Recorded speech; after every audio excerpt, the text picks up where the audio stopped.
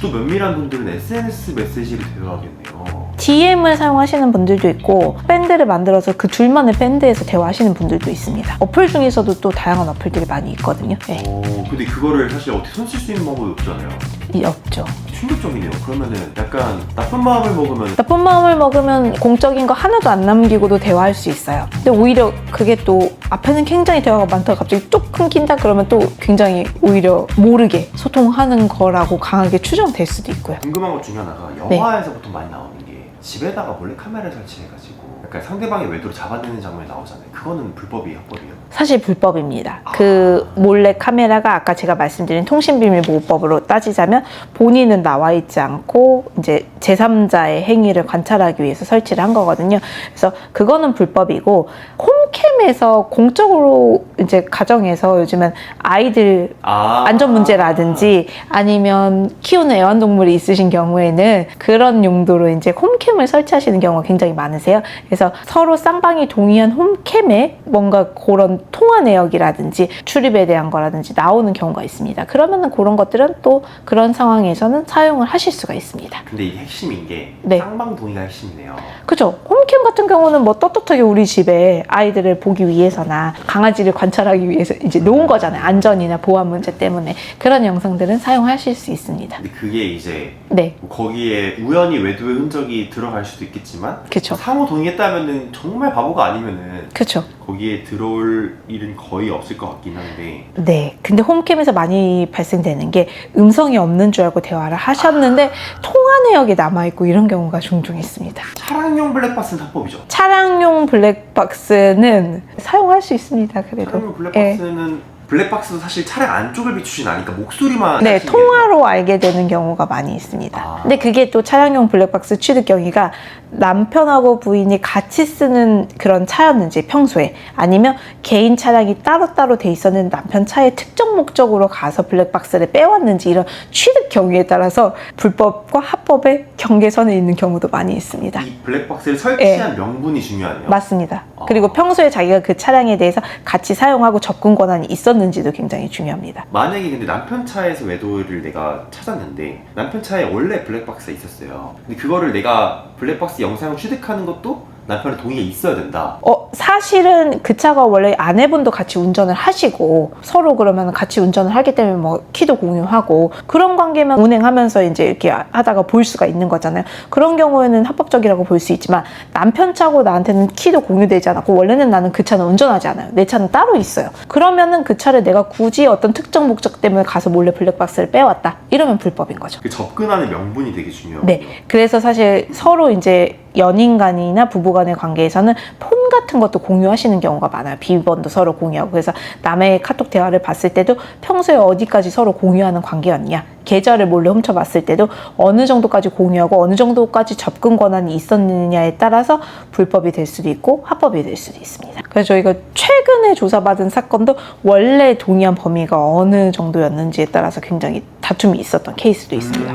이거를 그러면은 잘못을 저지른 원고 입장에서는 비밀번호를 공유하지 않는 게 유리한 거고 피고 입장에서는 비밀번호 공유하는 게 유리한 거예요. 또 공유하지 않았는데 합법인 경우는 그거 있잖아요. 워치에 그냥 우연히 떠서 그거를 촬영하신 경우는 그건 뭐 내가 어떤 걸 터치하거나 조작해서 들어간 게 아니니까 그걸로 인지해서 굉장히 워치로 찍어 오시는 경우도 굉장히 많이 있습니다. 그리고 이제 재산 관련 서류, 방금 이제 통장 같은 경우에는 말씀하신 것처럼 서로 비밀번호가 공유가 돼 있으면은 취득하기가 쉬울 것 같고 재산 관련 서류는 내가 모르고 있던 상대의 재산이 있을 수 있잖아요. 근데 그거는 이제 금융 관련해서 추적하는 과정에서 다 알게 되죠.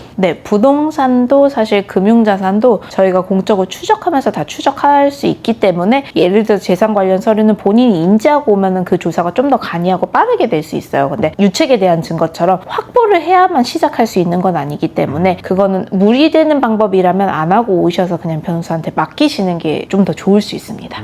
궁금한 게 그러면은 이제 내가 몰랐던 상대의 부동산 재산이 있는데 그 사람이 3년 전에 그걸 처분해가지고 뭐 차명 계좌를 은닉을 했어요. 이런 경우에는 금융추적으로 모를 수도 있잖아요. 그럴 수 있지만 저희가 부동산 같은 경우는 그렇게 모르는 재산이 의심되면 현재 소유인 부동산도 추적하지만 소유했던 부동산을 또 추적할 수도 있어요. 이력을 추적할 수 있군요. 그러면 등기부등본에 나오니까 부동산의 경우는 그럼 이때 매각해서 자금 어디로 갔느냐 이거는 파고들어서 추궁할 수 있게 되는 거죠. 그 다음에 SNS랑 이메일인데 개인 이메일은 너무 많을 것 같은데? 개인 이메일은 법원에서 조사 범위는 아닙니다. SNS도요. 법원에서 조사하는 거는 어떤 뭐 특정인과의 통화 이력에 대해서 회신을 요청을 한다거나 통화 내역 아니면 발신 기지국 어떤 특정 지역에 같이 여행을 갔다든가 발신 기지국 추적할 수 있고 문자 메시지 추적할 수 있고 3개월째 카톡 로그 기록은 추적할 수 있는데요. 그 SNS나 이메일의 내용까지는 열람이나 추적의 대상이 안 됩니다. 그러면은 만약에 상간이나 불륜 사건이면은 상대방 배우자랑 그 내연녀와의 SNS 대화 내용이라든지 네, 카톡 로그 기록 아니면은 대화는 못 봐요. 아, 못 봐요? 네, 대화 내용은 못 봐요. 그거는 이제 확보해 오셔야 됩니다. 근데 그것도 상대가 만약에 나한테 비밀번호 오픈하지 않으면은 모르죠. 네. 그러면 이제 법원에서 합법적으로 보는 거는 카톡이랑 카톡 로그 기록 몇 월 며칠 몇 시에 누가 보냈고 누가 답장을 했다라는 건 알 수 있지 내용은 몰라요. 그 통화도 누가 누구한테 걸어서 몇 분 몇 초 동안 통화했다 여기까지만. 주로 면밀한 분들은 SNS 메시지로 대화하겠네요. DM을 사용하시는 분들도 있고 밴드를 만들어서 그 둘만의 밴드에서 대화하시는 분들도 있습니다. 어플 중에서도 또 다양한 어플들이 많이 있거든요. 네. 근데 그거를 사실 어떻게 손 쓸 수 있는 방법이 없잖아요.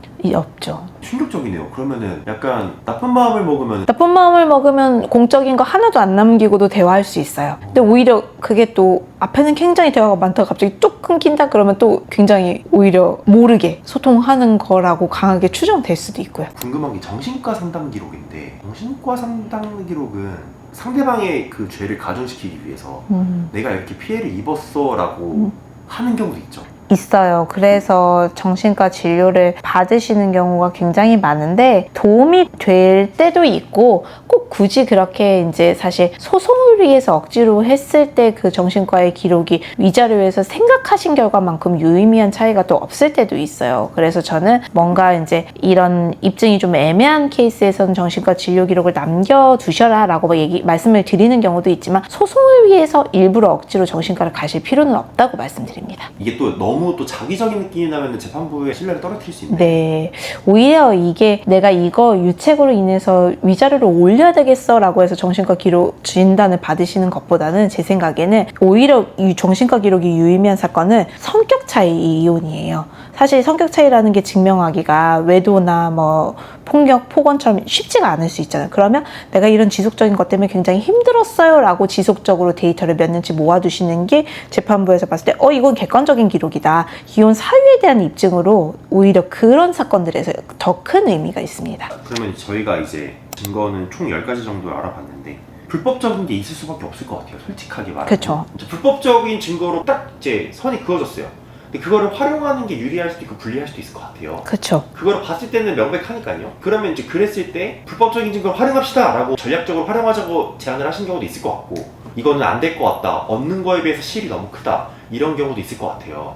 그래서 각각 좀 생각났던 사례가 있으면 하나씩 말씀해 주시면 좋을 것 같아요. 저희 변호사가 어떤 증거를 씁시다 안 씁시다 라고 말씀드리기보다는 의뢰인이 증거를 가져오셨을 때 불법적인 요소 형사고소 당할 소지가 있는데 굳이 이거를 냈을 때의 득보다 형사고소 당해서 페널티가 크다라고 하면은 굳이 이건 안 해도 될 것 같습니다 라고 권고를 해드리는 경우가 있어요. 그러면은 이제 다른 방법으로 또 불법적인 증거로 사실의 관계를 알게 되셨는데 저희가 그걸 바로 현출하지 않고 만약에 예를 들어서 이분이 불법적으로 녹음을 하셔서 본인 배우자가 어떤 숙박업소에 이성하고 외도한 증거를 갖고 오셨어요. 그럼 저희가 그 녹취록의 파일을 불법 증거를 그대로 쓰지 않고 다른 식으로 증명을 해서 재판부의 증거 보정 결정을 통해서 CCTV를 합법적으로 활용해서 합법적인 증거만 쓸 수 있도록 그렇게 유도를 하는 경우가 굉장히 많고요. 이런 경우도 있어요. 진짜 증거가 전무해서 이 불법적인 증거가 너무 어쩔 수 없는 핵심인 거예요. 메인인 경우에는 저희가 말씀드렸을 때 본인이 생각하셔서 내가 통신비밀보호법 위반으로 처벌받아서 그냥 나는 벌금을 낼 각오를 하더라도 이거를 재판부에 꼭 내야 되겠다라고 결심을 하실 수밖에 없는 사건이 있을 수도 있거든요. 그런 경우에는 저희가 불이익을 설명을 해드리고 그래도 본인이 받아들이신다라고 하면은 그거를 이제 증거로 쓸 수밖에 없는 상황이 있기도 합니다. 그러면 이제 이혼 사건은 승소를 가할 가능성이 높아지지만 그쵸. 대신에 이제 형사고소는 어쩔 수가 없는. 네, 그 대신 이제 통신비밀보호법은 이제 있었던 일이 되지만 저희가 거기서 선처를 받을 수 있도록 이런 앞뒤의 상황들을 잘 경위를 설명하는 역할을 해야죠. 그러니까 내가 가지고 있던 증거도 있겠지만 찾아오신 다음에 증거를 확보하는 것도 많을 것 같아요. 굉장히 많이 있어요. 그리고 정리가 안 되신 상태인데 어떤 게 증거가 될 수 있는지를 상담을 통해서 인지하시는 경우도 있고, 첫 상담 오셔서 이런 증거를 더 추가적으로 확보합시다 라고 해서 그 뒤에 그 증거를 모아서 정리해서 오시는 경우도 많이 있습니다. 내가 가지고 있는 증거가 애매하다고 할 때는 빠르게 좀 전문 변호사 상담을 받으셔서 어떤 식으로 증거를 정리하고 더 확보하셔야 되는지를 자문 받으시는 게 가장 빠르고 확실한 길입니다. 네, 알겠습니다. 오늘 내용은 이혼 소송 시 빠뜨리기 쉬운 증거 몇 가지에 대해서 알아보았습니다.